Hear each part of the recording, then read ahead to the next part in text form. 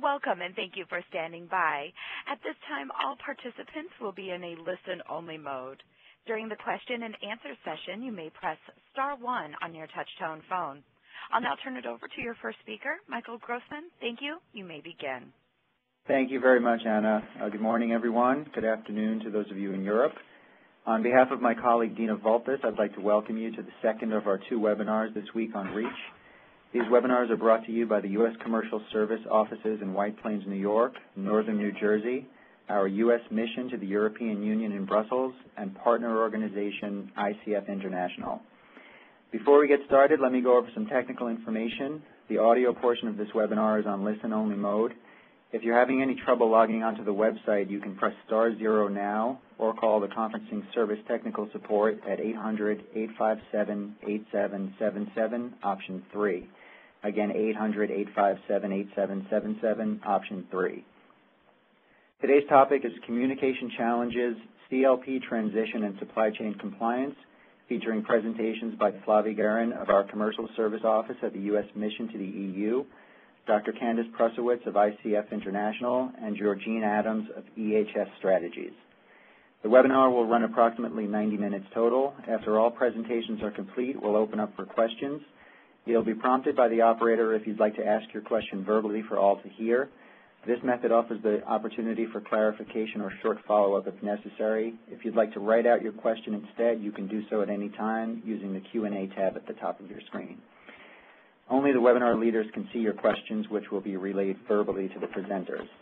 We encourage you to ask questions and would like to provide as much value as possible. As with Tuesday's webinar, to keep us on topic and in order to ensure that we cater to the entire audience during the webinar, we ask that you not ask questions that are very specific to your particular company or that will not be of interest to the majority of participants. However, you can, of course, follow up directly with the speakers with additional questions after the webinar. The speakers have also made available their presentations in PDF format. To download the presentations directly at any point during the webinar, simply click on the Handouts tab, which is the 3 sheets of overlapping paper icon at the top right of your screen. Before we move on, let me briefly introduce our organization for those that did not join us on Tuesday. The U.S. Commercial Service is a branch of the U.S. Department of Commerce and is the primary export promotion agency of the federal government. The Commercial Service counts on the expertise of trade specialists in approximately 100 cities across the U.S. in export assistance centers, such as mine here in White Plains, and country industry specialists in U.S. embassies and consulates in approximately 80 countries around the world. Our global network assists U.S. companies in developing new business through market research information, promoting your companies and products worldwide, finding qualified agents, distributors, and other partners in international markets, assisting with trade events, and much more. If you don't have a contact at your local Export Assistance Center, or if you'd like further information on our services and how we can help, please visit our website, export.gov. It's now my pleasure to introduce Flavie Guerin, who will provide a brief summary of Tuesday's webinar and an introduction to the CLP regulation on the classification, labeling, and packaging of chemicals. And just a short bio on Flavie. Flavie joined the Commercial Service at the U.S. Mission to the EU in 2000. She advises American companies on compliance with EU environmental regulations, REACH, CLP, ROS, cosmetics. Flavie also defends U.S. business interests through advocacy with EU institutions. She represents EU trading partners at the EU's competent authorities meeting on the REACH and CLP regulations. Her achievements on REACH have been recognized by the U.S. government through several awards. And prior to joining the U.S. mission, Flavie worked as a consultant for the European Commission and for the audit and consulting firm KPMG. And now I will turn it over to Flavie. Thank you. Thank you very much, Michael, and good morning, everyone. Welcome to the second part of our webinar. Today we will be talking about communication under the REACH and CLP regulation. I will start with a summary of day one. For those joining us today, I will give you the basics about the CLP regulation on the classification, labeling, and packaging of chemicals. It will be covered in more detail by Candace. I will then introduce requirements for communication in the supply chain, and Georgine will advise you on supply chain compliance.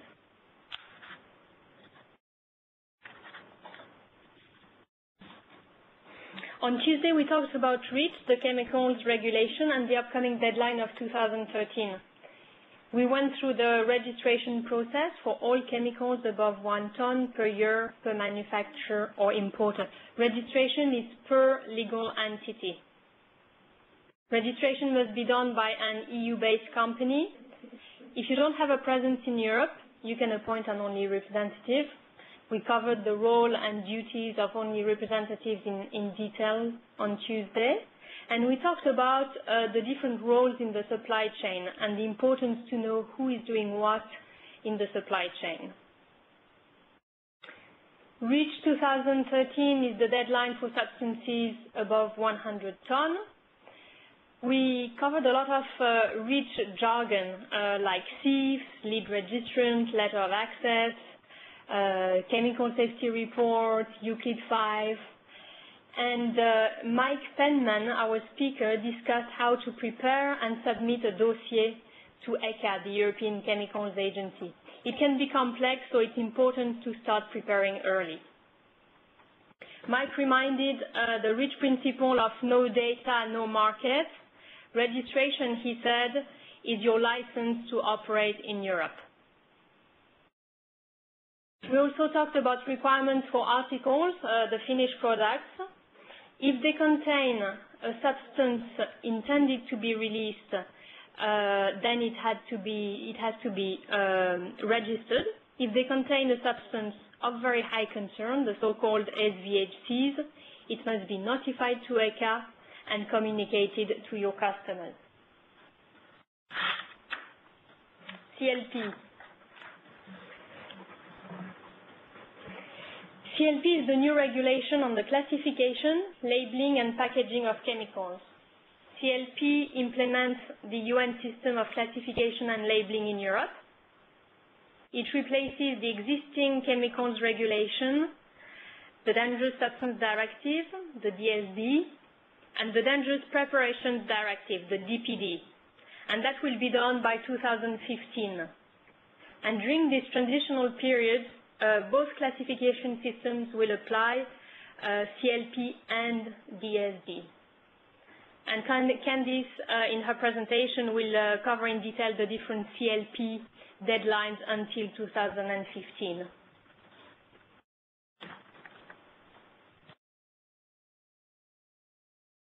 CLP is about the hazards of chemicals and the communication of these hazards to others in the supply chain, including consumers.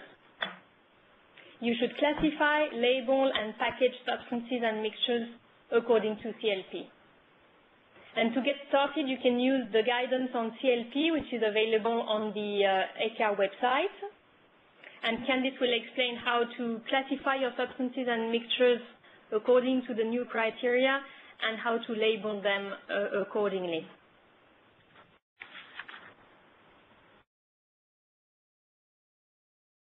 The classification and labeling of chemicals is changing. There are new symbols that you can see here. And it's in 3 languages to remind you that your labels should be in the language of the country of export.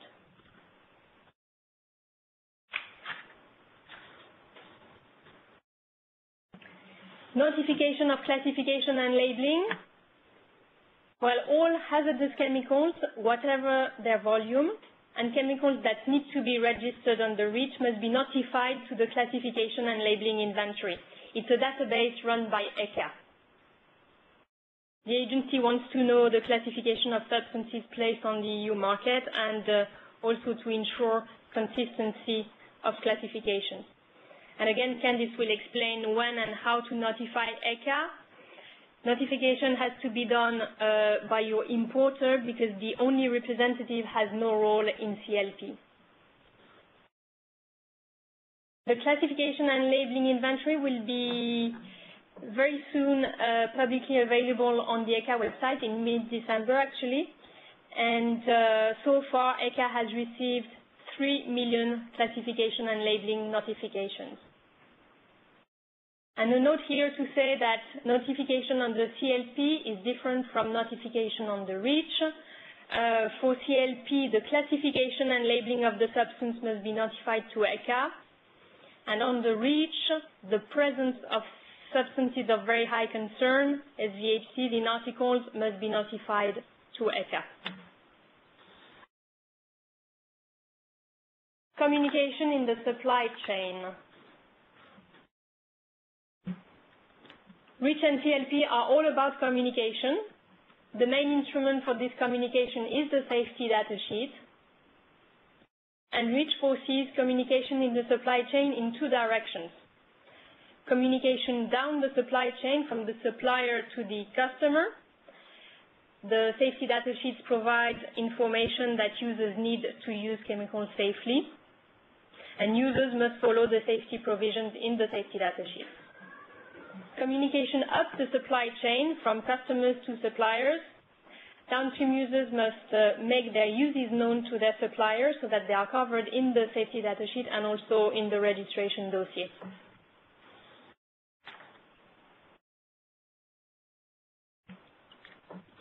REACH introduces important changes to the format and content of SDSs. To be REACH compliant, an SDS must include all the information in REACH Annex 2 as amended. The new CLP classification in addition to the DSD classification, and the REACH registration number for chemicals which have been registered. New extended safety data sheets include exposure scenarios. They detail how chemicals may be used safely, and they must be annexed to the SDS. Extended safety data sheets are required for hazardous substances above 10 tons. The safety data sheet must be drafted in the national language of the country of export. You need to translate the entire content of the SDS, including the annexes. So make sure your SDS is up to date. There are inspections and penalties for non-compliance.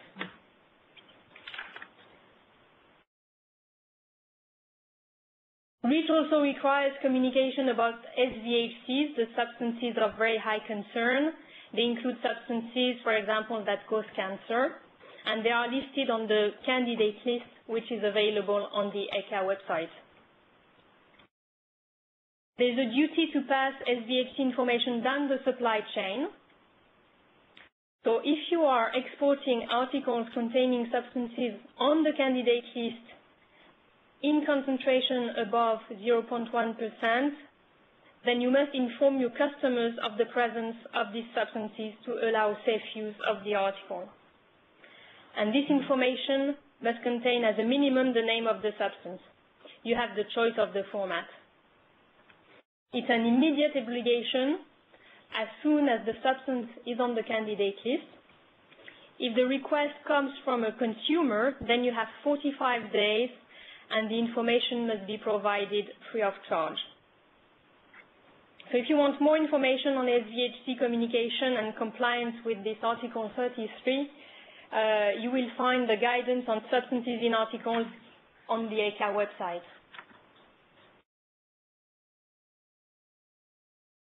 To recap, depending on your role in the supply chain, you or your representative may need to register your chemicals, reclassify, label and package your substances and mixtures according to the new CLP rules, notify ECHA of the classification and labeling, provide updated safety data sheets to your customers, and inform your customers of the presence of substances in articles. And I will let Candice and Georgine provide their expert advice on these issues. Thank you. Thank you very much, Flavie. Now I'd like to introduce Dr. Candice Prusowitz to talk about CLP transitioning to 2015. Candice, a technical specialist with ICF International, has more than 12 years professional experience in the pharmaceutical and chemical manufacturing industries. Her professional focus has been in the areas of researching, assessing, and synthesizing toxicological data to support human health risk assessments, hazard communication, and regulatory compliance. Most recently, she led the comprehensive toxicological evaluations and EU classification and labeling efforts for more than 50 REACH dossiers. So I will now pass it over to Candice. Thank you. Thanks very much, Mike. And thanks, Flavie, for that great introduction. Now, good morning, everyone, and thank you for joining us today. And today's module is entitled CLP Transitioning to 2015. And as Flavie mentioned, CLP is the acronym that refers to the EU Classification, Labeling, and Packaging Regulation. So why is 2015 an important date? While this regulation is currently in effect for chemical substances, it is not fully in effect for all chemical mixtures. 2015 is the deadline by which all chemical substances and mixtures must fully adhere to this regulation in the EU. And today, I'll be giving some background information on the CLP, as well as describing some procedural steps to help in moving forward to meet the 2015 deadline. Now, before getting started, I'll need to warn you that there are several acronyms associated with the CLP that may or may not be familiar to you. They'll be highlighted with a yellow caution sign, and I'll define them as they appear, and hopefully they won't be too overwhelming. There is a lot of jargon associated with this regulation. Now, any discussion of the CLP begins with an understanding of the GHS. Now, the GHS is the globally harmonized system of classification and labeling of chemicals, and it's sometimes referred to as the Purple Book. The GHS was developed by the UN over a period of about 10 years with the intention of creating a harmonized international classification and labeling system that would be protective of both human health and the environment, but also facilitate international trade. Prior to the development of GHS, chemical A could be considered as toxic in one country and non-toxic in another country because of different hazard evaluation criteria. And naturally, such differences cause confusion for businesses and people working with these chemicals. The GHS sought to eliminate this confusion and bring everyone together on the same page, so to speak, with regard to using the same evaluation criteria and hazard communication tools. Now, currently, the GHS is being implemented in several countries worldwide, and the CLP, the Classification, Labeling, and Packaging Regulation, is the adoption of GHS principles in the EU. For those of you unfamiliar with earlier EU classification and labeling systems, the DSD and the DPD, which stands for the Dangerous Substance Directive and the Dangerous Preparations Directive, were the EU predecessors to the CLP. So the CLP incorporates principles from both the GHS, the globally harmonized system, and the DSD and the DPD, which are the old EU classification and labeling systems.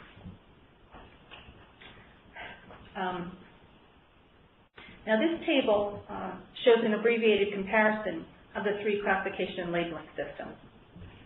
And I recognize that this is a busy slide, but my intent is to highlight some important dates and the similarities and differences between these systems. The DSD and DPD is scheduled to be phased out June 1st of 2015. And during this transition period, there will be overlap between the classifications used under the old DSD system and the new CLP system, with chemicals being classified under both regulations. In addition, the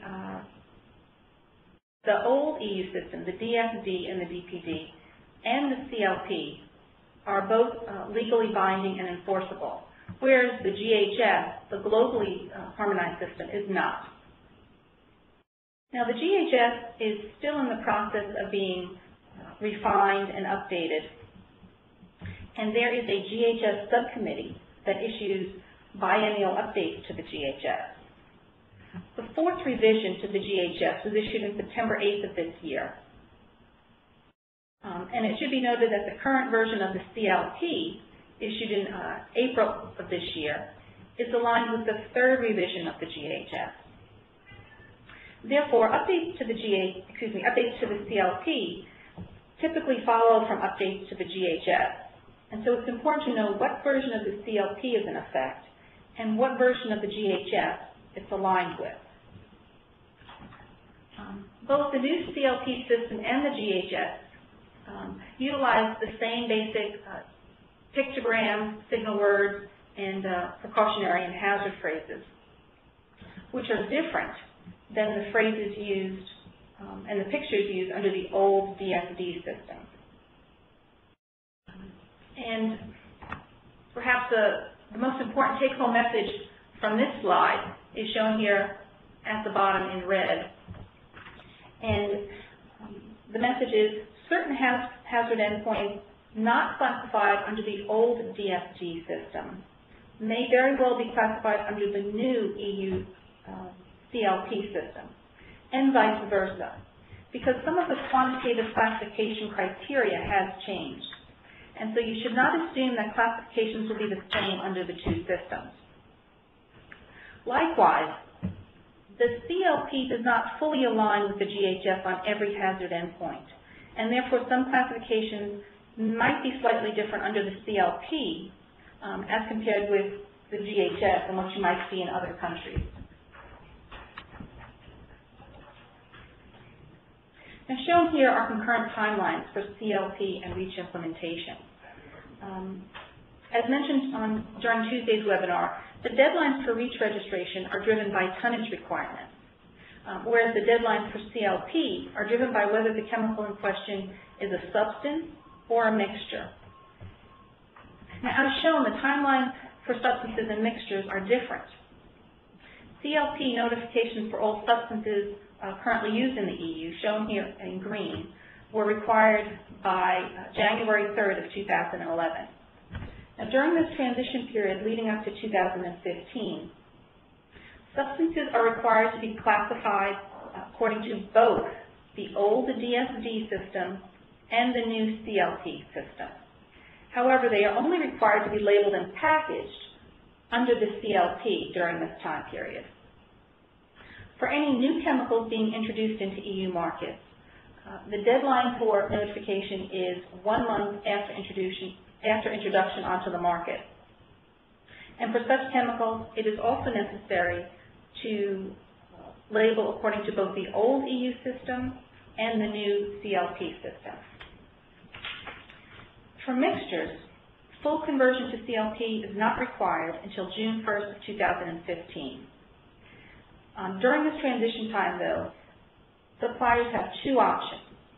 They can, one, either continue classifying and labeling their chemicals according to the old EU system, or the DPD, or alternatively, they can classify and label under the new EU CLP system and label and package exclusively under the new CLP, similar to what's done for substances. And ideally, suppliers should be working during this transition period to convert over to the new CLP rather than waiting until May of 2015 to do the switchover. So what steps are involved in the classification process? First, you'll need to identify your role as defined under the CLP, because that will define what your obligations are. Second, you'll need to identify the substances and or mixtures that require classification under CLP and under REACH. Now, under CLP, any chemical that's placed on the market needs to be classified. However, under REACH, there are certain chemicals that even though they're not placed on the market, they still need to be classified. And these include on-site isolated intermediates, some polymers and monomers, and also some research and developmental chemicals. Next, you need to compile and evaluate all the appropriate data for all the hazard endpoints that need to be evaluated.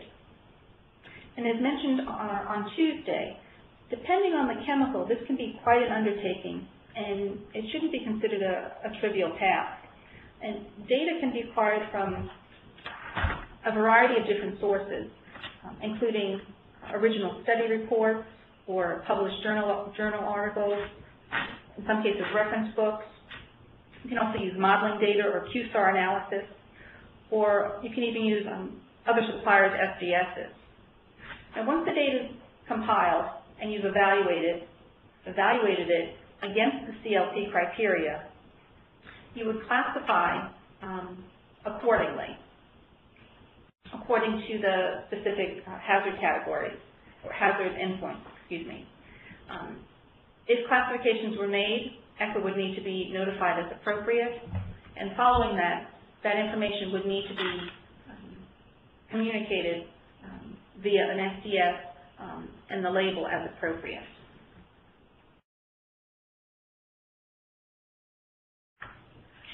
There are 5 different supply chain roles defined under the CLP, and these are summarized here. And they're essentially excerpts from the regulation. Each chemical supplier needs to determine who they are in the supply chain. And it should be noted that downstream users include formulators and re-importers, and distributors include retailers. Now, for the purpose of CLP, producers of articles are limited to articles that are considered explosive, and those are the only articles that are regulated under the CLP.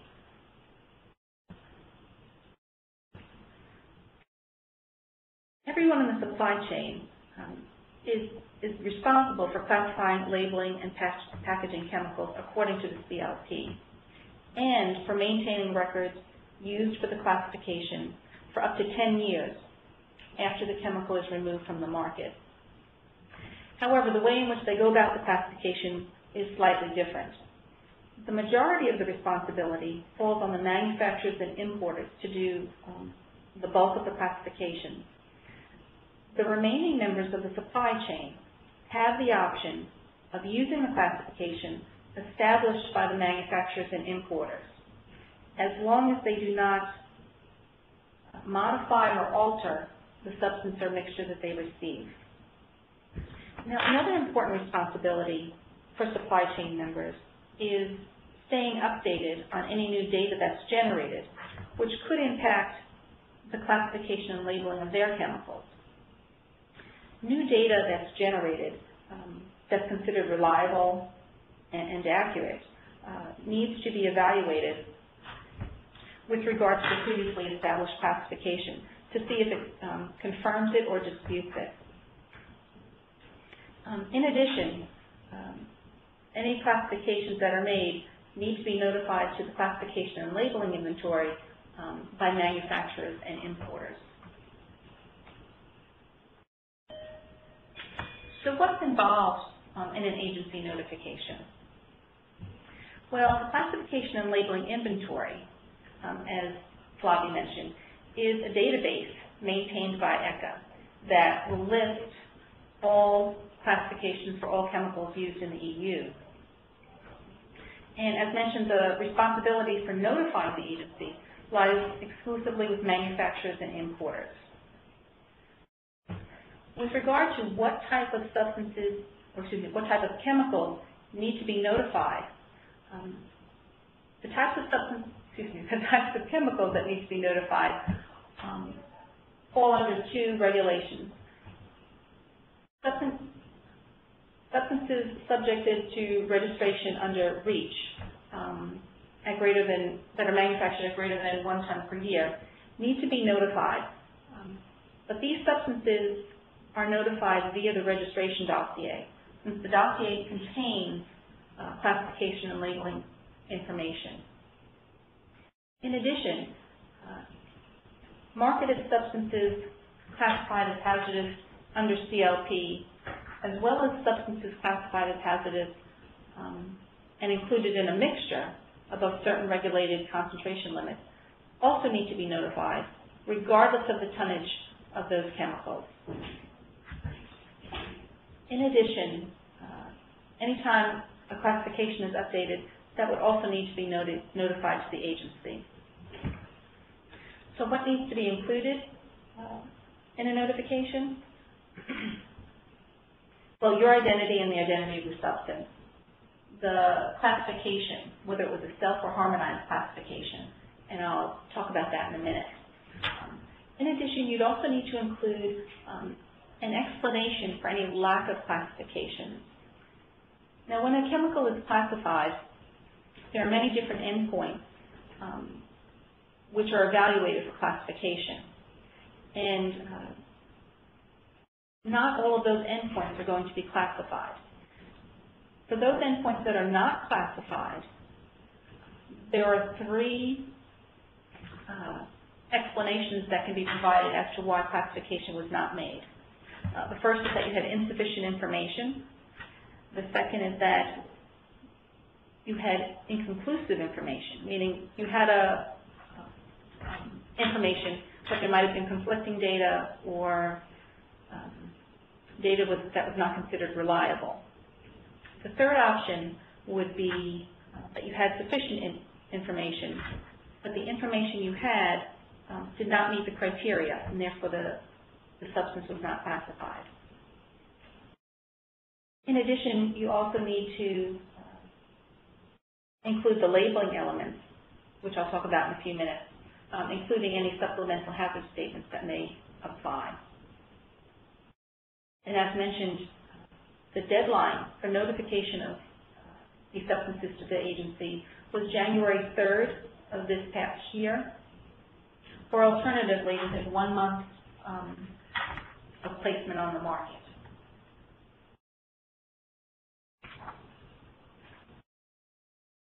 There are two types of classifications available under CLP, self-classification and harmonized classification. And as the name implies, self-classification is done independently, and it's essentially a do-it-yourself classification. All relevant data is gathered and critically assessed and compared against the criteria cited in the regulation to determine the classification status. In instances where the criteria are strictly quantitative, classifications are generally straightforward. So, for example, if a criteria was listed in the CLP indicating that a chemical that had a value for a hazard endpoint that exceeded 10 milligrams per kilogram would be classified, and substances with a value less than that would not be classified. Such classifications are generally straightforward, although not always.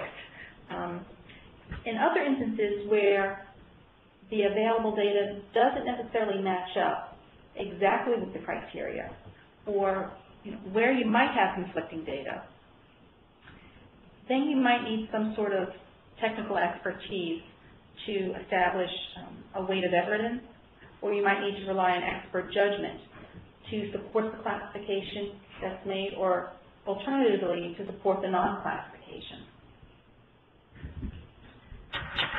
Now, the CLP regulation provides some help in converting or translating from previously established old EU classifications to the corresponding new CLP classifications. And these are found in Annex 7 of the new CLP. But it's important to understand that these translation tables only provide a minimum translation. They should only be used if you do not have the original data upon which the classification was made. Otherwise, you run the risk of either overclassifying or underclassifying.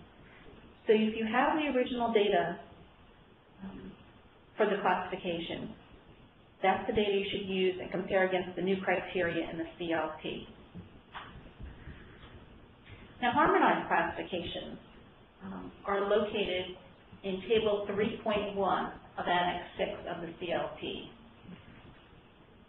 And these classifications were transferred from Annex 1 of the old EU DSD regulation. Annex 1 of the old DSD regulation contained approximately 8,000 classifications of different chemicals in the EU.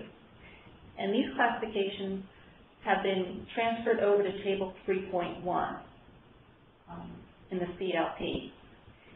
If you have a chemical that is listed in Table 3.1, you're obligated to use that classification for whatever endpoint it has been made. Now, moving forward, any addition to Table 3.1 of Annex 6 is going to be reserved for CMRs and respiratory sensitizers. And CMRs is an acronym that refers to carcinogens, mutagens, and reproductive hazards. The agency will also consider other additions to Table 3.1, but for the most part, they're looking to only add CMRs and respiratory sensitizers.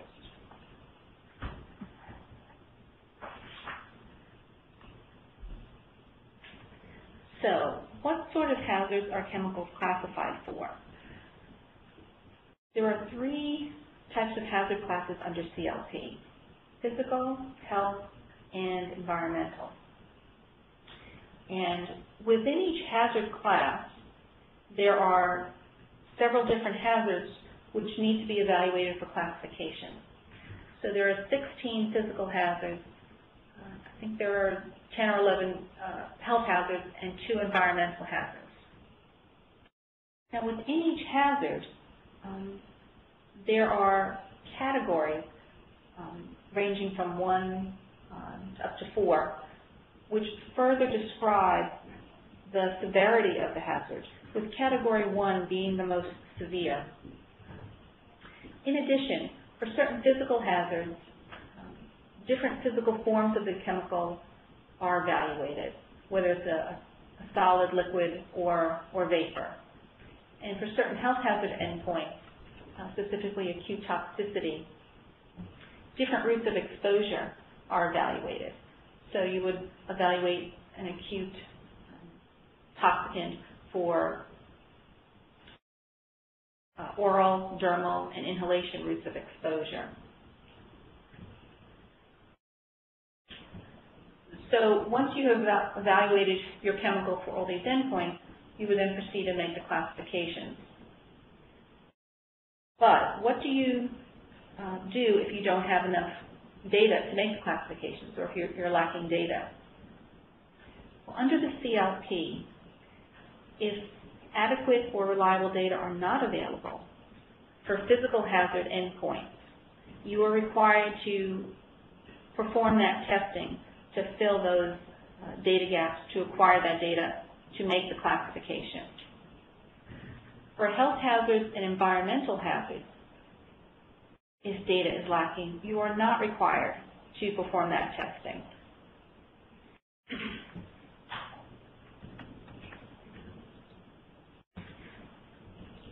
So shown here is an example of what a classification looks like for methanol. And methanol is classified for physical hazards and health hazards, but it's not classified for any type of environmental hazards. It's classified as a Category 2 flammable liquid, and it's classified as a Category 3 acute toxicant for oral, dermal, and inhalation routes of exposure. It's also classified as a Category 1 specific target organ toxicant following single exposure.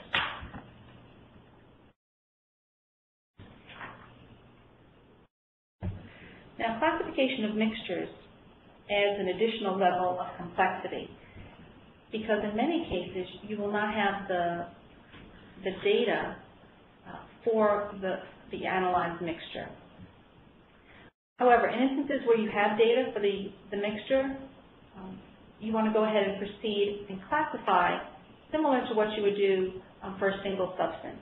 If you have the data for the mixture, compare it against the criteria in the CLP and classify. When data is lacking for a mixture, the CLP regulation offers 2 options for classification. One which uses bridging principles, and one which uses specific ingredient data. So what are bridging principles? Bridging principles allow you to infer information from similar mixtures with similar concentrations or profiles for classification purposes. So for example, if you have a mixture composed of 10% substance A and 90% substance B, and the substance is classified as a Category 1 hazard based on the concentration of component A. If you had a similar mixture composed of 30% compound A and 70% compound B, well, you would be able to infer that that would also be classified as a Category 1 hazard, because you would not be able to classify it any higher. So in that instance, bridging allows you to infer information from similar mixtures. You also have the option of classifying using individual ingredient data. Now, the specific calculations and cutoffs are detailed in the regulation for each hazard endpoint. But the concentration cutoffs generally are about greater than or equal to 0.1% for the more serious hazards, or the CMRs, the carcinogens, mutagens, and reproductive hazards, and greater than or equal to 1% for lesser hazards, things like skin irritation. So, for example, a mixture containing 1% of a chemical classified as a Category 1 carcinogen would likewise be classified as a Category 1 carcinogen, because the cutoff is greater than or equal to 0.1%, or it exceeds the cutoff of greater than or equal to 0.1%.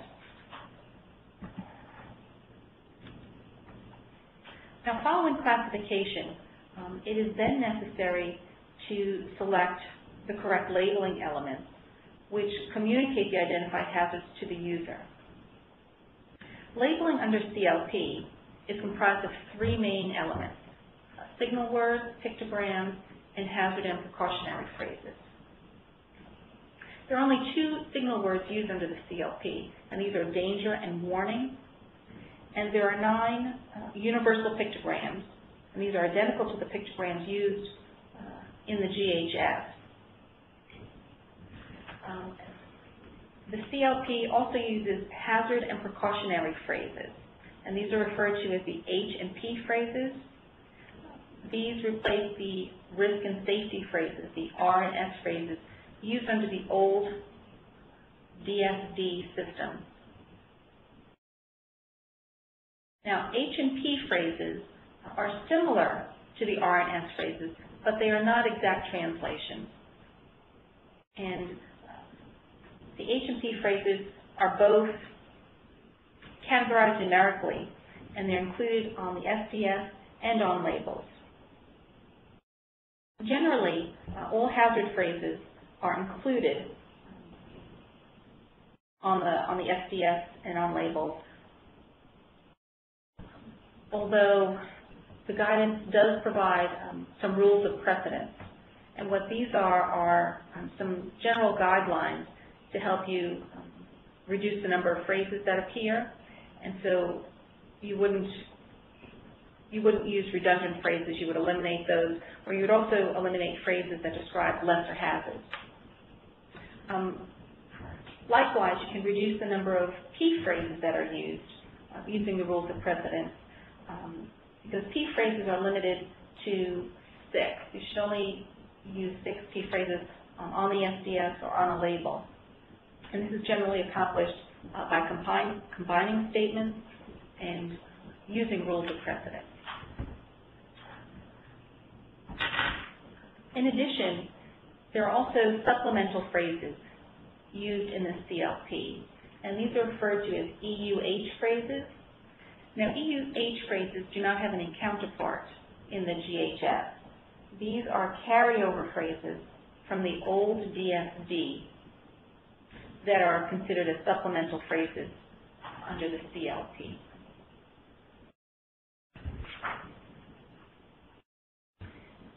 Now, shown here are the pictograms from the old DSD and the new CLP and GHS. The orange pictograms shown here were used under the old DSD classification or labeling system, whereas the diamond-shaped pictograms banded in red are from the new GHS and also used in the new CLP. The top 5 orange pictograms map pretty closely to the corresponding 5 pictograms shown below under the CLP. However, the X and the skull and crossbones under the CLP now map to 2 different pictograms, which were not included in the old DSD regulation. And in addition, there's a new gas cylinder pictogram that does not have any counterpart in the old DSD regulation. Shown here is just a comparison of an old EU labeling example compared with what it might look like under the new CLP labeling regulation. On the left, you'll see 2 orange pictograms, which in the CLP would now be translated into 4 pictograms. The CLP uses only a single hazard word for danger, as compared to 2 indications of danger under the old DSD system. And it's noteworthy that there are only 4 risk phrases used under the DSD, which are translated into 5 risk phrases, 5 hazard statements under the CLP.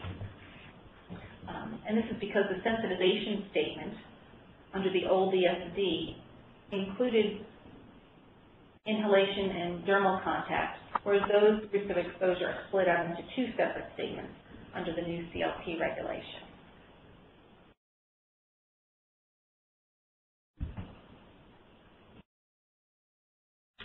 Okay.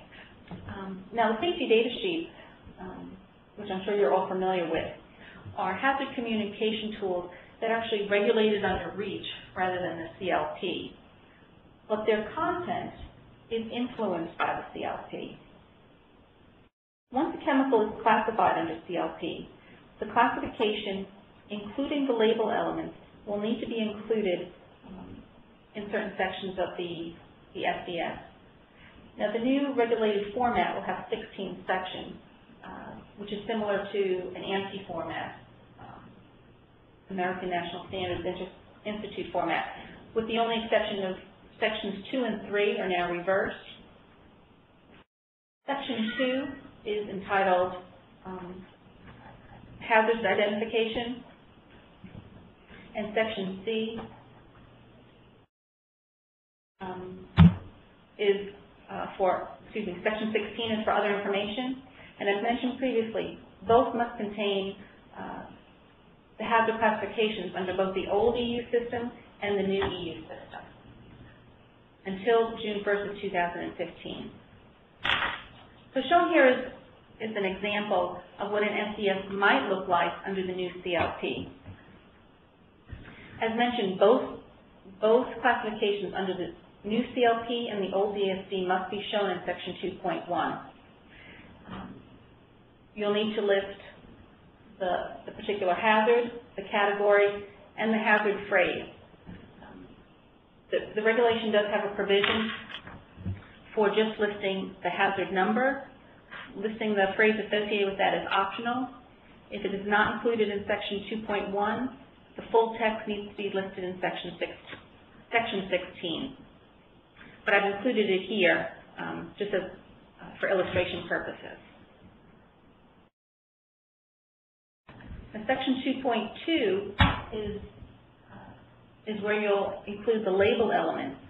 And label elements are only necessary for the CLP, whereas Section 2.1 needed the classifications from the CLP and the DSD. Section 2.2 only needs information from the CLP. You can see you'll need your hazard pictograms your signal word, your hazard statements, and then the precautionary statements below those. And as mentioned, precautionary statements need to be limited to 6.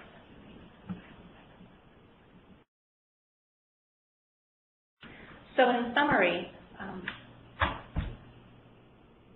the EU will have full implementation of CLP by mid-2015 for both substances and mixtures. Responsibilities for meeting the CLP requirements are defined by your role in the supply chain. And there are 2 methods of classifications under CLP, self-classification and harmonized classification. And there are 3 hazard classes which need to be evaluated. Physical, health, and environmental hazards need to be evaluated for classification. Those classifications that are made would need to be notified to ECHA. Classifications under both the CLP and the DSD are required during the transition period. And the predominant CLP information that's contained in an SIEF will be contained in sections 2 and 16. Here are some references that were used in developing today's presentation. And that is the end of my presentation today. Thank you very much for your attention. But I'd also like to thank U.S.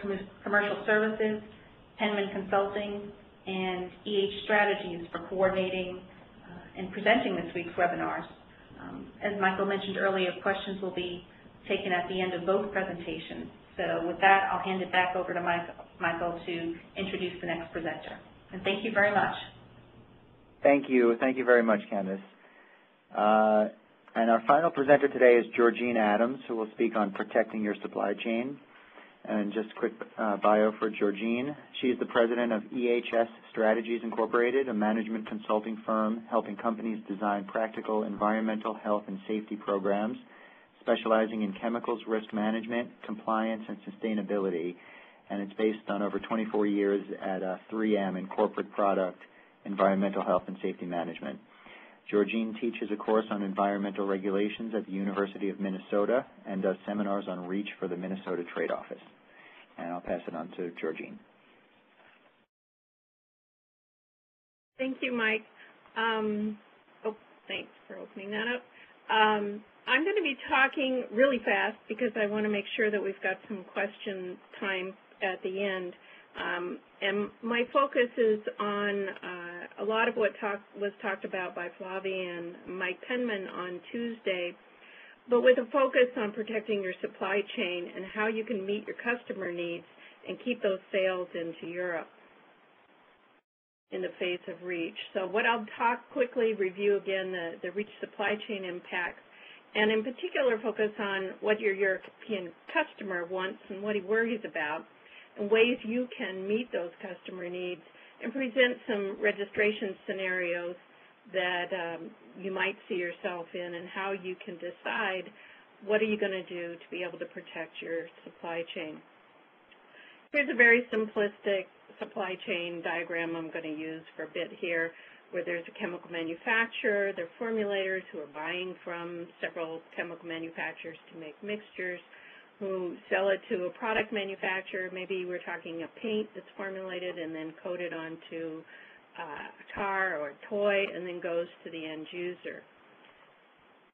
But really, we all know that the supply chain is a mess. A lot of different parties who are involved, throw in some distributors, those are the Ds, and you've got to understand what your supply chain looks like and how things are going. So REACH. The responsibilities, again, I'm going to focus on the 3 main ones that Flavie highlighted. Someone in the supply chain has to register both the chemical components in your products and the uses of your product. Part of that is to provide accurate safety data sheets that have necessary safety precautions for the exposure scenarios presented by the use of your product. I'm also going to talk about the impact of substances of very high concern, the fact that there has to be communication in the presence of such chemicals, and if there are restrictions because those chemicals are subject to authorization under REACH, everybody's got to comply with the restrictions. So let's start with the biggie, which is registration. Someone in the supply chain has to register. And repeat, every chemical component, intentional chemical component of your product, and how the supply chain uses that chemical as it passes on downstream. The third element is that it has to be done by an EU legal entity to file the registration. So if everybody's in Europe, it's a piece of cake. The chemical manufacturer is the one who's filing the registration, and everybody downstream, formulator, article makers, end users, are all considered downstream users and have less but still some responsibility under REACH. But what if the chemical manufacturer is, say, in the United States? Then the first legal entity is the importing formulator. He can file a registration and make his customers downstream users. Alternatively, there is this process that Mike Penman talked about of the only representative. This is where a U.S. manufacturer could set up a legal entity in Europe, would act on his behalf, file the registration, and enable the actual importer as well as any other downstream users to be classified as downstream users. If the formulator is also outside the United States, say you're a formulator, you're buying from U.S. or other non-European manufacturers, again, the first person on the hook is the importer of the product. They could file the registration, or you as a formulator could hire an only representative and make the importing product manufacturers and downstream users all downstream users. Similarly, because the requirement is that someone in the supply chain file the registration, you could work with manufacturers as well as formulators to set up a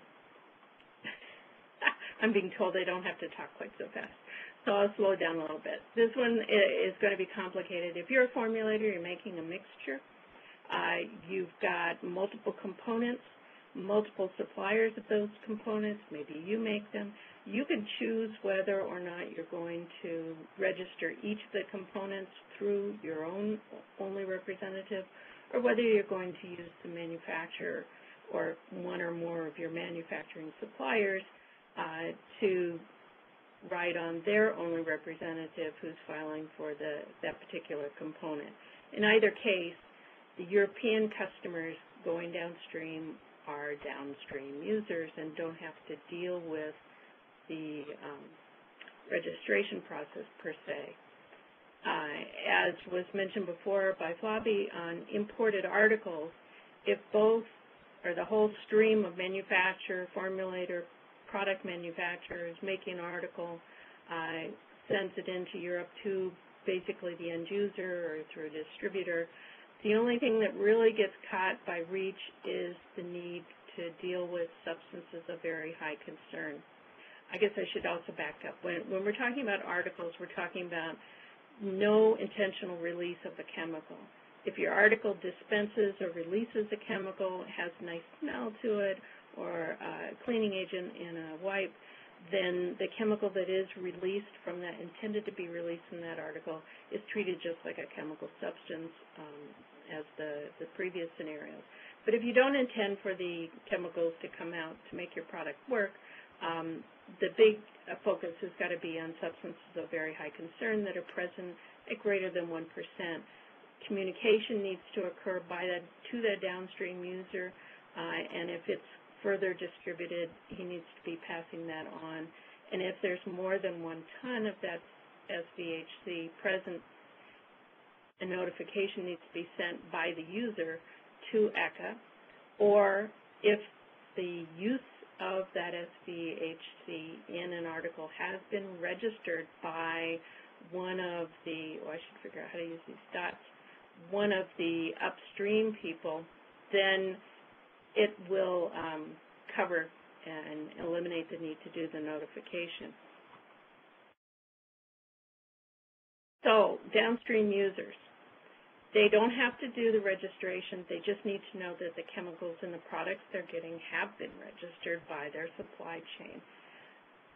They do have responsibilities for dealing with safety data sheets. They've got to communicate uses, again, as was described by Flavie, upstream to their suppliers so that those uses are covered in the safety data sheets. They've got to follow the safety provisions in those safety data sheets, and I'll talk about that a little bit more later. And they need to pass the information down as they're distributing product in their own SDS. Substance is a very high concern. Again, they've got to communicate downstream. They've got to do the notification to ECHA if the use has not been registered by the number one supply chain who's done the registration. And if there are any restrictions because the SBHC has been authorized to be used in limited ways, they've got to follow the restrictions. So downstream use, being classified as a downstream user is a nice thing. And that's basically what your customer wants. You need to, they want to not have to deal with the registration process. If you heard on Tuesday, the amount of effort involved in doing registration, it's a lot. And so your customer really wants to be treated like a downstream user. He wants to know that his components have been pre-registered or they are registered or will be by a supply chain for his uses of a chemical. He wants to get a compliant safety data sheet so he can use the chemical safely or the product in his own site and to build his own product safety data sheets. That means that the registration numbers are on the SDS to help improve that, yep, I'm buying a registered product, that the safety information is there, the formal exposure scenario, if the chemical is present, has been developed because it's marketed at over 10 tons, and it's compliant with the CLP that you just heard Candace describing. And last but not least, your customer really doesn't want to have to deal with substances of very high concern. He doesn't want to deal with restrictions on his chemical. But if he's got to deal with it, that's the only way the product works. He wants to make sure that his supply chain has gotten his use authorized. This is akin to Ross, where there may be some uses that are authorized because there aren't any good substitutes. So it's still possible, if you've got an SBHC, to be selling a product and be allowed to use it. But the customer really doesn't want to have to deal with it. So what do? You have to deal with these worries, and I'll go through the three basic worries. First and foremost is registration. The customer is worried about whether or not a supply chain will register the components. And if he does, is he going to see a price increase? As Mike talked about, the effort involved, and I'll go over it in a bit as well, the effort involved in doing registration is very costly, and companies are going to have to get those costs back somehow, and it is not inconceivable that you're going to give your customer a price increase. So he's going to worry about that. He's also going to worry about confidentiality. To do the dossier and to do the safety data sheet, you've got to have the use covered in the registration. Is that use confidential to the customer? Is he going to lose information that he considers to be valuable and trade secret?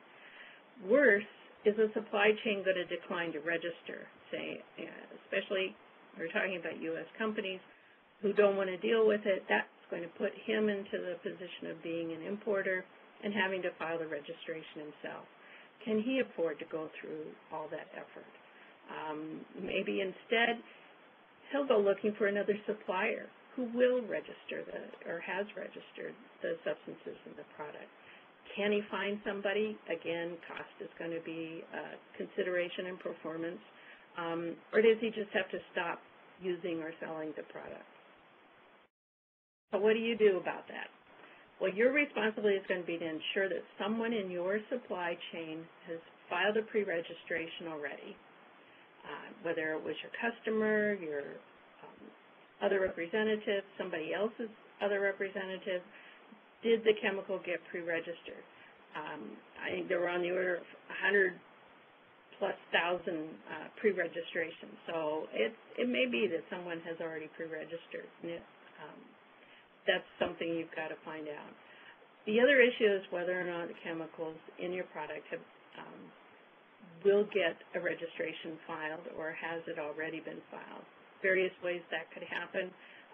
If it was a new chemical and subject to a pre-market notification in the past, it's already considered registered. There was high volume registrations and CMRs were done last November. The next one, as Flavia was talking about, is coming up in 2013 for the tonnage range 100 to 1,000 tons. You've got until 2018 if it's between 1 ton and 100 tons. And maybe it's exempt because no importer has brought in more than a ton of the particular chemical.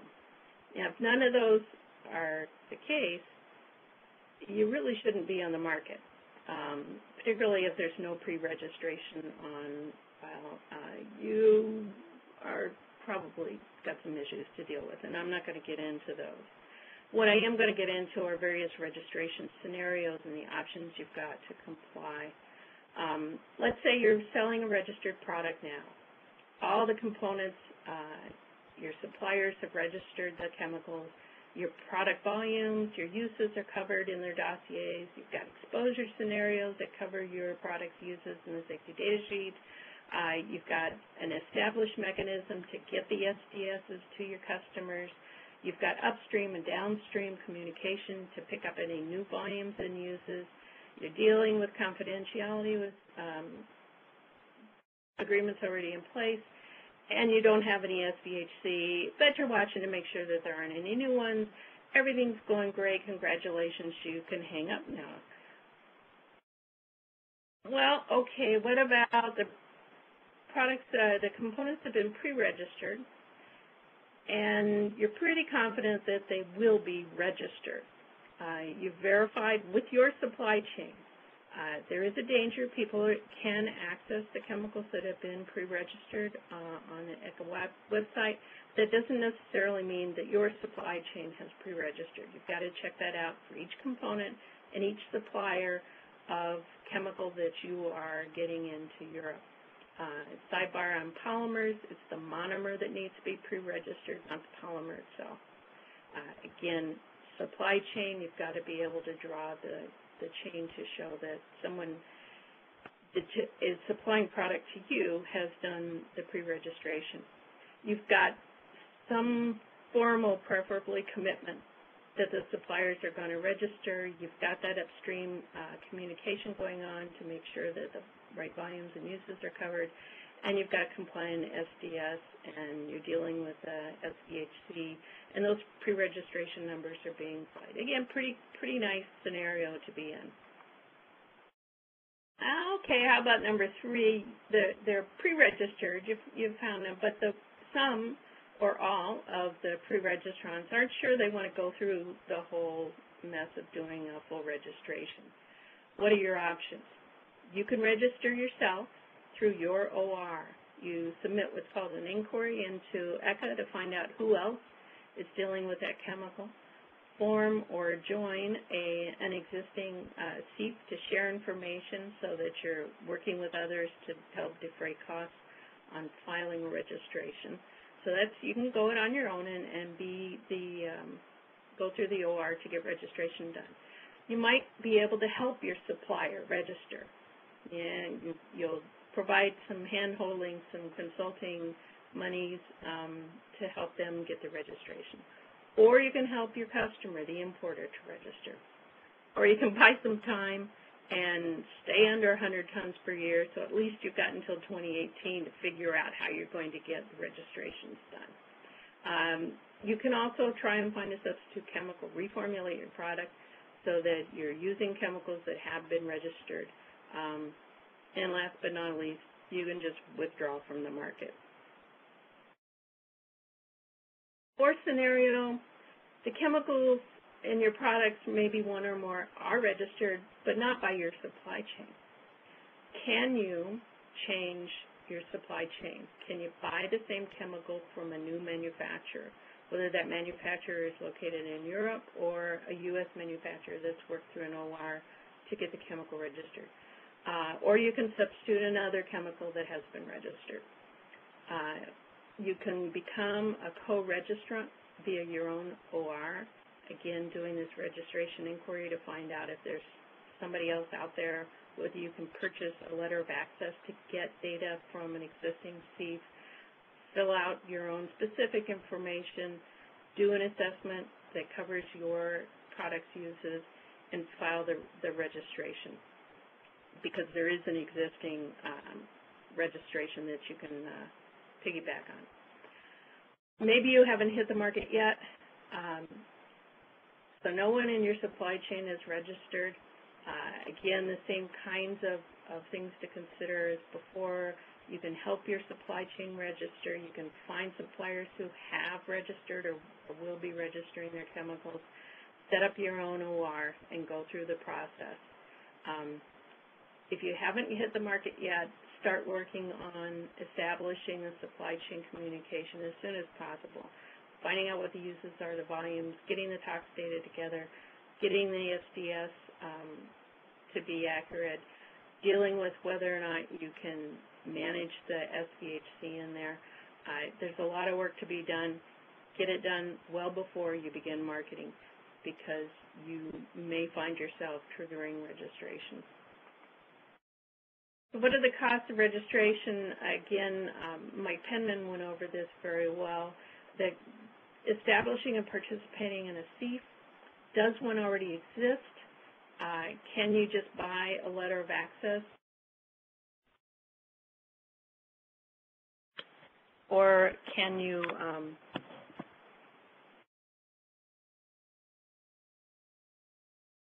excuse me, I've got my phone going crazy here.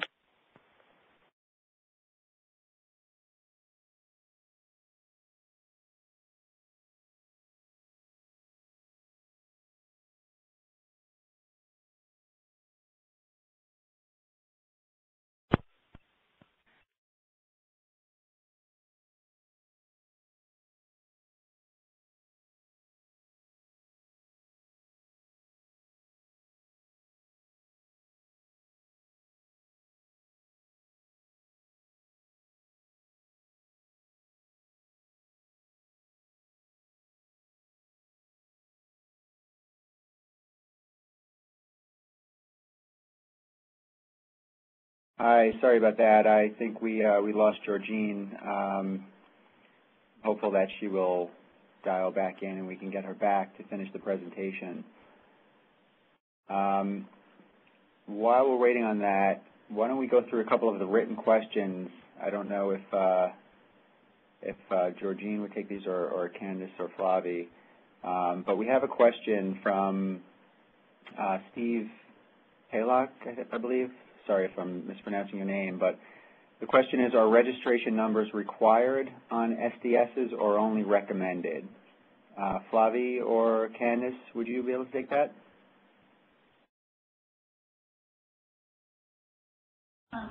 This is Candace. My understanding is that they are required, but I would ask Flavi to weigh in on that. I'm not 100% certain, but I thought they were required. Yeah, my understanding is that they are required as well. This is Georgine. Sorry, technical difficulties. My phone cut out. Oh, you're back. Okay, Georgine. Sorry about that. Well, you got a question answered. That was good. I'm not sure when I dropped out. Basically, these costs are, you can see them on the screen. The whole issue about SIEF, the biggest concern there is how many others are there that can share costs. You can drive it down the more people there are, and how much data is already existing, or whether you're going to have to do new testing. More new testing, more costs are going to be involved. You've got consultants, most likely, and your own internal costs of preparing that dossier, and that was a lot of what Mike Penman talked about, non-trivial efforts. There are actual registration fees as well as fees that need to be paid to update the dossiers with new information or new use information or new parties, so that's cost. You've got ongoing communication documentation costs. The transaction costs, I've got a slide on that a little bit later as well. And just managing the changes. You've got to have systems in place that are tracking changes throughout the supply chain as well as regulatory changes. The second area of customer worry is that safety data sheet, and I think the biggest concern that a customer is going to have is if you put or your suppliers put certain safety conditions, certain kinds of PPE or disposal requirements, can he comply with those requirements? Because under REACH, he's got to comply with what is provided to him in a safety data sheet. Well, maybe he can comply, but will his customers accept those safety conditions? Have you basically restricted who and how he could sell the product? And if the SDS doesn't cover his exposure scenario, he's got some obligations as a downstream user to change his practices, again, can he, to tell the information upstream so that the supplier will provide him with safety data sheet that will cover his exposure scenario. Or he can do it on his own and notify ECHA that he has an exposure situation that hasn't been registered yet. Or else he'll go look for some other supplier who's done the work for him, or he'll quit buying your product. So what do you do about that? You've got to really understand what your customers use. You've got to deal with confidentiality concerns if that's going to be an issue, but you've got to be able to provide the right kind of information to him so that he can operate safely. If you're relying on upstream to file a registration, you've got to get that information upstream to them. And you've got to pass the information back down. And provide help with your customer on complying with the precautions. If they need, they don't understand how to do some of them, you can do some on-site training, for example. Last worry I'm going to talk about is SVHC. You got to keep up with them. They're a concern. Basically, they're viewed as a blacklist, so the customer just doesn't want to have to deal with it. He doesn't want to have to notify ECHA if it's in an imported article. However, you can rely on anybody's registration of the use in the article. It doesn't have to be a supply chain. So that's one nice thing. He's got to worry about whether or not there are going to be restrictions in the future that he's going to have to deal with and may restrict his ability to use or market the product. What you do, you have a responsibility to communicate right now at any volume whether or not an SVHC is present at greater than 0.1%, and that's in effect for all chemicals that have been listed for at least 6 months. And there are new listings that come up every 6 months, another one's due to be issued next month. There is an article controversy going on right now. ECHA says the way to calculate it is 0.1% for the whole weight of an article, the shirt and not the buttons. On the other hand, France and several other countries are fighting that, and they want to interpret it that you count the buttons and whether or not it's 0.1% of the button on that shirt.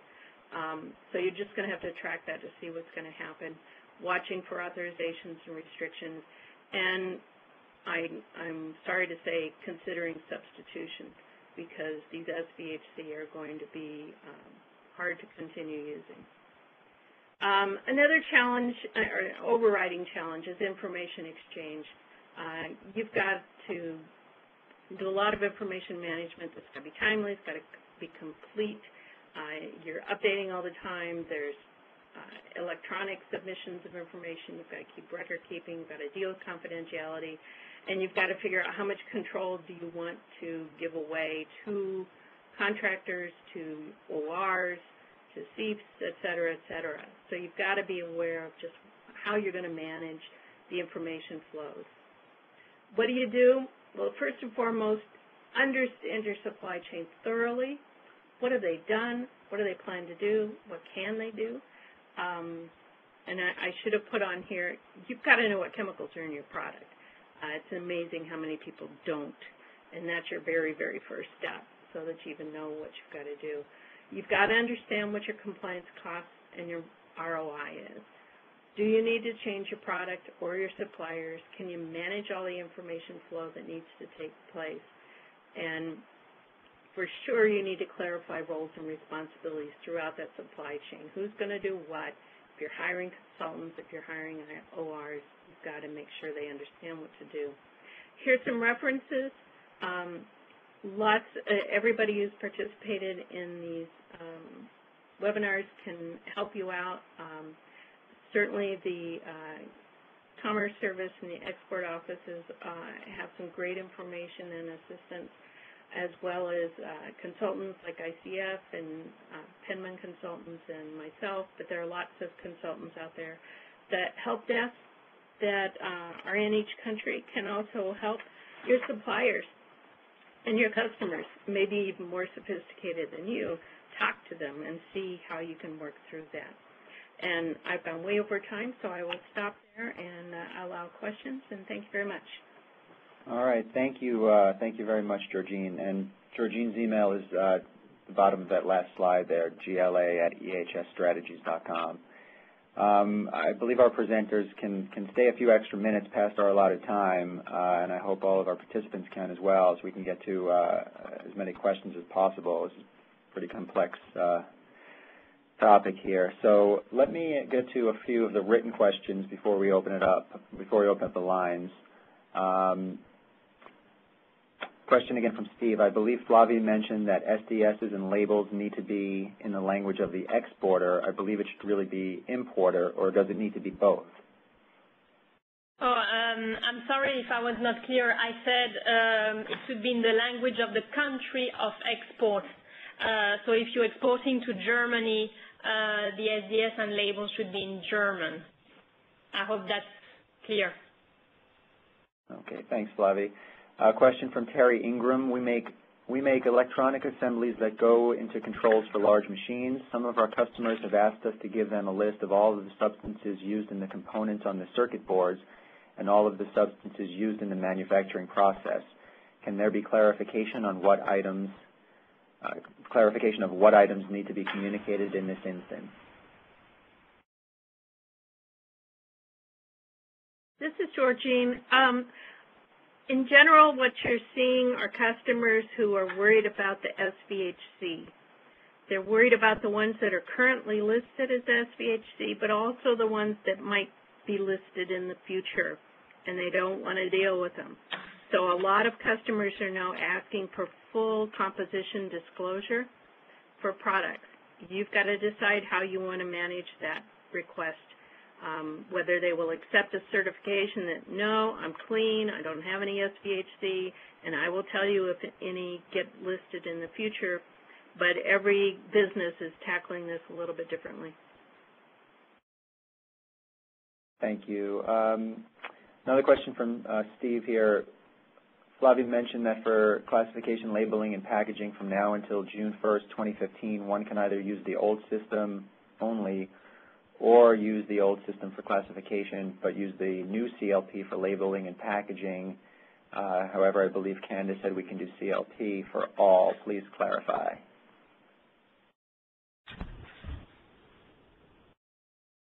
Okay, this is Candace. With regard to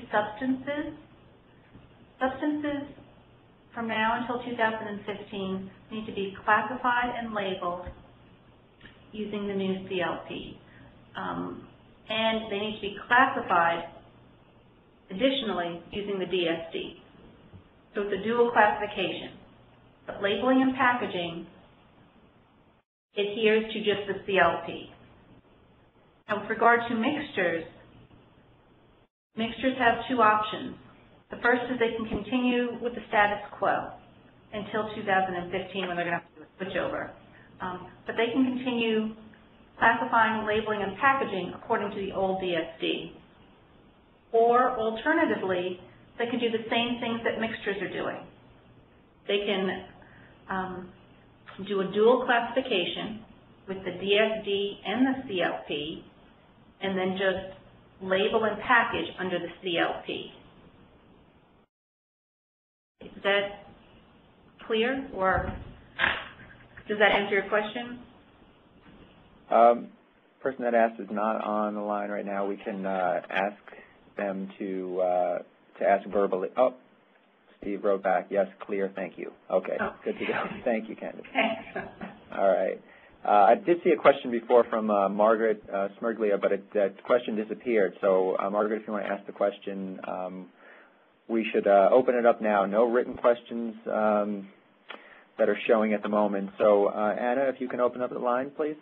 Certainly. If you would like to ask an audio question, please press *1 on your touch-tone phone. Please be sure to unmute your phone and record your name clearly so I can introduce you for your question. Again, please press *1 if you would like to ask a question at this time.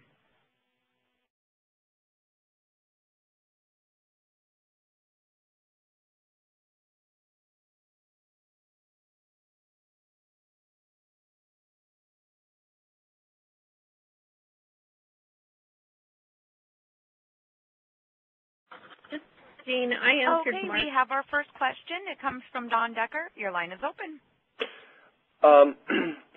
We are manufacturers of sun care and sunscreen products. If we have a series of products, let's say sprays in 8-ounce bottles that share common ingredients, so we have, let's say, a series SPF 15, SPF 20, SPF 30, and 45. They share common ingredients, and I'll give you an example, say avobenzone. If the quantity amounts that you talk about, 100 tons per year, is it cumulative? In other words, all of the products sharing the same ingredients, we have to add all of that, or is it by product? It's actually by importer. Okay. So how much goes of the chemical in whatever bottle. So they're looking at cumulative, how much are they bringing into the European market. So if they're buying from you and they're buying from others and they're buying several different versions of it, they have to add up total quantities per chemical per their import. Okay. Thank you.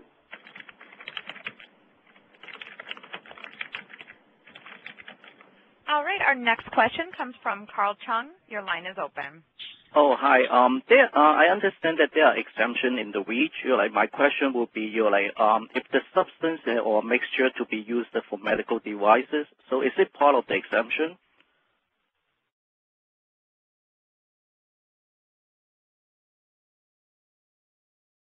The exemption for medical device is if the chemical being released is basically a pharmaceutical. Mm-hmm, yes. And it is exempt. Okay. You answered my question. Thank you. Not a pharmaceutical, if you've got, like a little printer associated with it that has ink in it, then that ink would need to be registered. Okay. All right. Great. Thank you. Okay, and our next question comes from Brenda Stelly. Your line is open. Okay, it was mentioned there are 3 people, well, we're all confused about this, but the label, it was said that the label should be in the language of the country of export, but I think it was meant import. Is that correct? I would say think of it as the recipient. The recipient has to have the SDS in his language. Okay, exactly, which would be the country of import. Right. Okay. I think it's all where you're sitting. It's one of the interesting challenges of REACH is that you've got to think of yourself as a legal entity in Europe, and it's hard when you're coming from the U.S. and shipping stuff over. So lobbies in Brussels, I think. So. Okay. Okay, got it. As a reminder, if you have a question, you may press *1 on your touch-tone phone.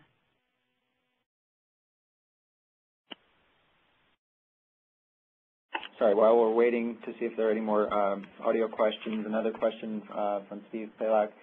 If a CLP notification is required but is not performed as part of a REACH dossier, who should and who can make the notification? Okay. For a notification to the agency that is not part of a REACH registration, only manufacturers or importers can make that notification. I think that was detailed on I think 2 of the slides. So manufacturers and importers.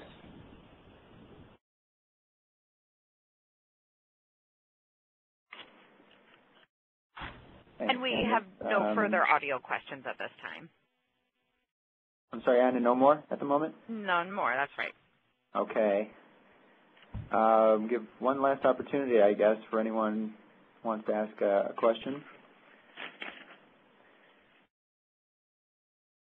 As a reminder, if you do want to ask a question, press star 1.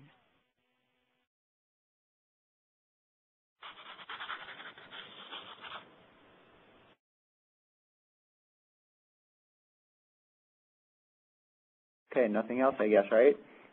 Actually, we just had a few queue up. Let me grab their names. Okay, thank you.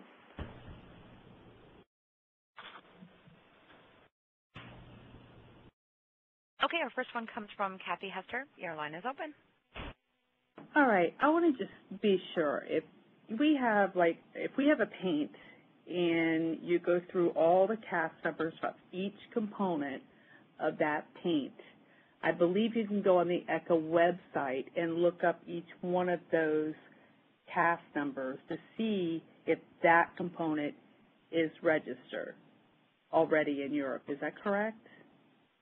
That is correct. However, for you, it needs to be someone in your supply chain who has registered it.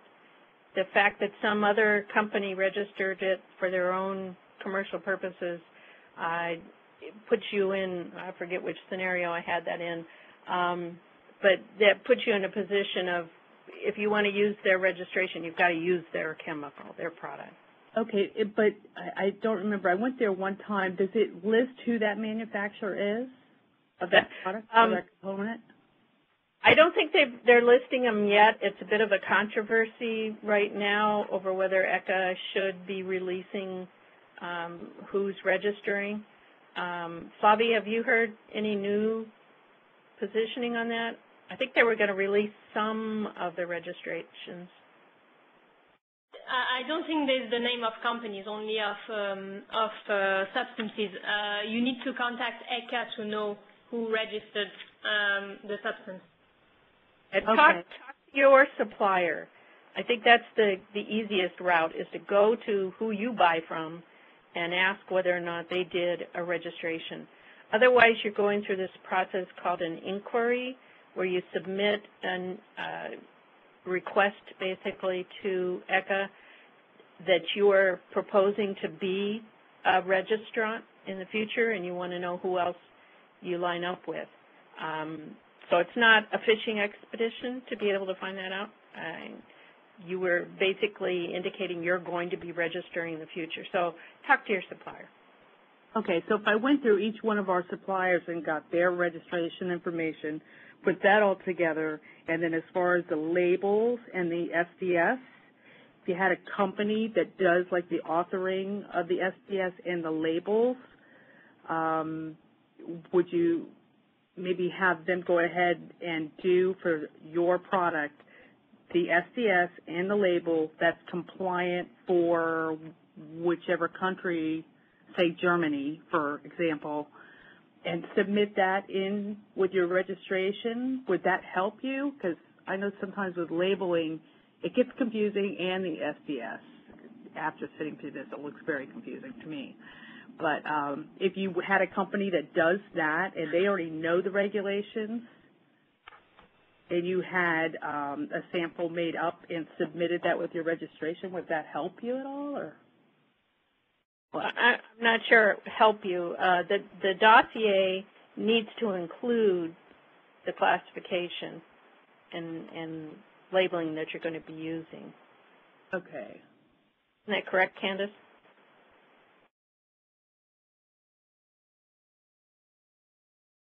Oop, she's gone. Oh, I'm sorry. I'm here. I just remuted my line. Sorry about that. That is correct. The dossier has places where you'll put your classification and labeling. If you're using the IUCLID database, there are fields where you will enter that information. I'm not sure whether attaching an SDF to your registration will help you or not. I do not think that it's required, except in a case where you need to include the exposure scenarios. But generally speaking, I don't think an SDF is considered part of the registration dossier. Okay. But perhaps Flavie could weigh in on that. I mean, do you know Flavie? Sorry, can you repeat the question? Is an SDF a requirement for a registration dossier? No, as you mentioned in the technical dossier, you need to include the classification and labeling. I don't think you have to provide the SDF in the technical dossier. I don't think so. But the labeling you would need to submit.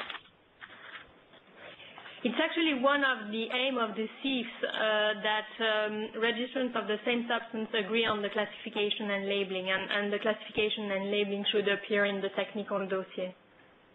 Okay. Thank you. We do have one more question, and I do apologize. I didn't quite get the name. So if you did press *1, your line is now open. Okay, I have a question. Does the 0.1% of the SVHCs apply to mixtures like articles?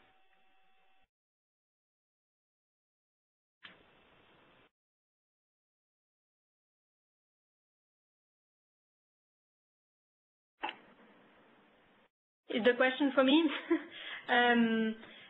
We talked about the 0.1% in the context of requirements for articles. It was also mentioned.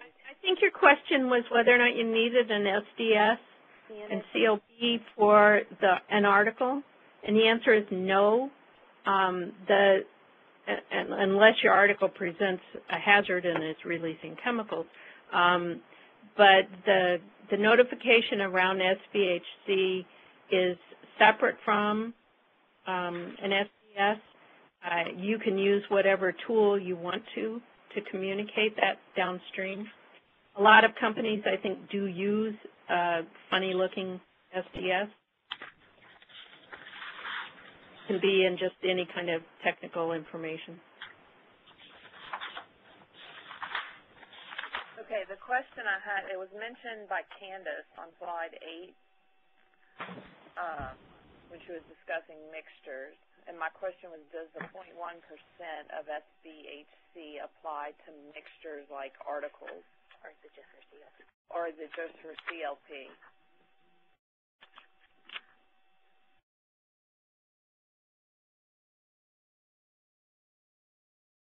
I just put Candace's slide back up. Good. For SVHC communication and notification requirements for a mixture, the mixture is basically the component substances, including the particular SVHC, are subject to REACH registration in and of itself.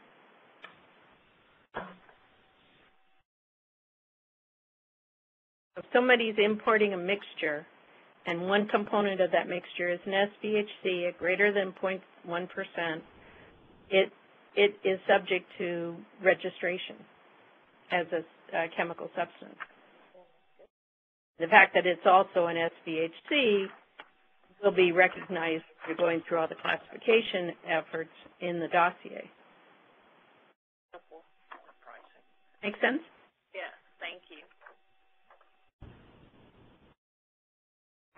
And that was our last question. Okay. All right. Well, I'd like to thank everyone for joining us today. Especially would like to thank Flavie, Candace, and Georgine for their time and their expertise. There's really quite a bit of information here, and maybe we're just scratching the surface with this. Many thanks to our partner organization, ICF International, and to Penman Consulting for Mike's presentation the other day as well. If you have any further questions or would like to consult privately with any of the presenters, please feel free to do so directly or let me know and I can put you in touch with any of them. Again, feel free to download the PDF versions of today's presentations by clicking the Handouts tab, which is on the top right. It's the 3 sheets of paper.